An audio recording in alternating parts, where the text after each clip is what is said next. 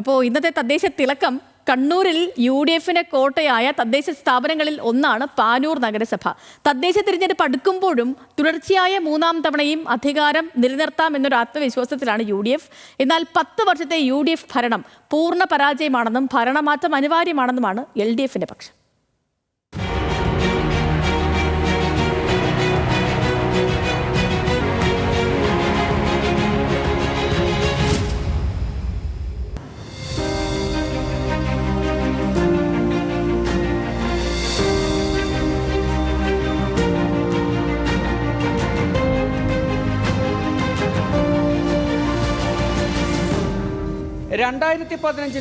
പാനൂർ നഗരസഭ രൂപീകരിക്കുന്നത്.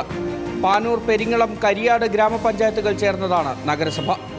UDF ശക്തി കേന്ദ്രങ്ങളായ 3 പഞ്ചായത്തുകളും ചേർന്നതോടെ തദ്ദേശ സ്ഥാപനങ്ങളിൽ കണ്ണൂർ ജില്ലയിലെ LDF ആധിപത്യത്തിൽ നിന്ന് മാറി നടന്നു പാനൂർ. 40 ഡിവിഷനുകളാണ് നഗരസഭയിലുള്ളത്.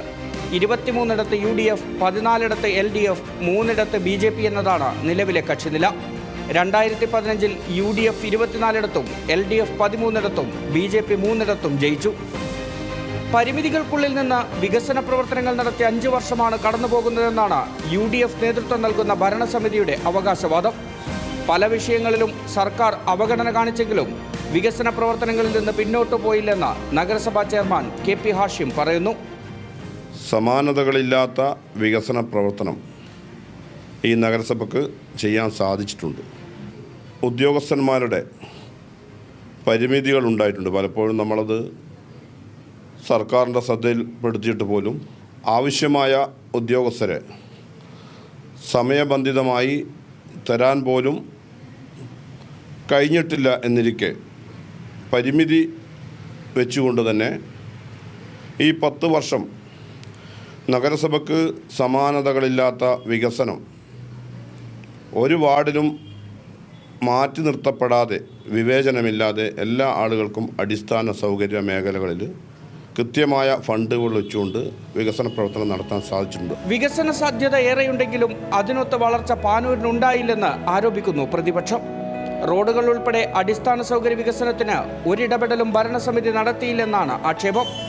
സ്വന്തമായൊരു കാര്യാലയം ഉണ്ടാക്കാൻ പോലും സാധിച്ചില്ലെന്ന വിമർശനവുമുണ്ട്. നഗരസഭയ്ക്ക് ഒരു ആഫീസ് ഉണ്ടാക്കുക എന്നുള്ളത്, ആ നഗരസഭയ്ക്ക് ഒരു ആഫീസ് ഉണ്ടാക്കാൻ അതിനൊരു തറക്കല്ലിടാൻ വേണ്ടി പോലും പറ്റാത്ത ഒരു ഭരണസമിതി. പരസ്പരം തർക്കമാണ്. എവിടെയാണ് നഗരസഭ ആഫീസ് പണിയേണ്ടത് എന്ന നിലയിൽ ഒരു ഏകീകരിച്ച അഭിപ്രായം പോലും ഉണ്ടാക്കുന്നതിന് വേണ്ടി ഇതുവരെയായിട്ട് ഇന്നത്തെ ഭരണസമിതിക്ക് സാധിച്ചില്ല എന്നുള്ളതാണ്. ഏതെങ്കിലും ഒരു കാര്യം നമുക്ക് ചൂണ്ടിക്കാണിക്കാൻ വേണ്ടി സാധിക്കാത്ത ഒരു ഭരണസമിതിയാണെന്ന്. ഏറ്റവും പ്രധാനം നമ്മളെ മേഖലയിൽ ഈ പുഴയോര മേഖലയിലുള്ള കുടിവെള്ള പ്രശ്നമാണ്. ഉപ്പുവെള്ളം കയറുന്നത് തടയാനും കുടിവെള്ള പ്രശ്നം പരിഹരിക്കുന്നതിന് വേണ്ടിയും സാധിക്കാത്ത ഒരു ഭരണസമിതി. ഒരു കാര്യവും സംരക്ഷിക്കാൻ വേണ്ടി സാധിക്കുന്നില്ല, ഒരു കാര്യവും ചെയ്യാൻ വേണ്ടി സാധിക്കുന്നില്ല. തികച്ചും ഈ പറയുന്ന 10 വർഷം നമ്മുടെ പാഴായിപ്പോയ 10 വർഷമാണ്. വികസന വിഷയങ്ങൾക്കൊപ്പം വോട്ടർ പട്ടിക ക്രമക്കേടും UDFിനെതിരെ LDF ആയുധമാക്കുന്നുണ്ട്. പരാജയഭീതിയിൽ വോട്ടർ പട്ടിക അട്ടിമറിച്ചെന്നാണ് ആരോപണം. എന്നാൽ വാർഡ് വിഭജനത്തിലെ അപാകത കാരണമുണ്ടായ പ്രശ്നങ്ങൾ മറച്ചുവെച്ചാണ് അട്ടിമറി ആരോപണമെന്നാണ് UDFിന്റെ മറുപടി. കണ്ണൂർ ജില്ലയിൽ UDF ഭരിക്കുന്ന തദ്ദേശ സ്ഥാപനങ്ങളിൽ ഒന്ന്. UDFിന് മൃഗീയ ഭൂരിപക്ഷമുണ്ട് പാനൂർ നഗരസഭയിൽ. അതിൽ മാറ്റമുണ്ടാകില്ലെന്ന് UDF വിശ്വസിക്കുകയും ചെയ്യുന്നു. എന്നാൽ വികസനം ഉൾപ്പെടെ ചർച്ചയാക്കി തെരഞ്ഞെടുപ്പിനെ നേരിടാനാണ് LDFിന്റെ തീരുമാനം. ഏറ്റവും ഒടുവിൽ വോട്ടർ പട്ടിക ക്രമക്കേട് ആരോപണം വരെ UDFിനെതിരെ LDF ഉന്നയിക്കുന്നുണ്ട്. എന്തായാലും ശക്തമായ മത്സരം ഇത്തവണ നടക്കുമെന്നാണ് ഇരു മുന്നണികളും അവകാശപ്പെടുന്നത്.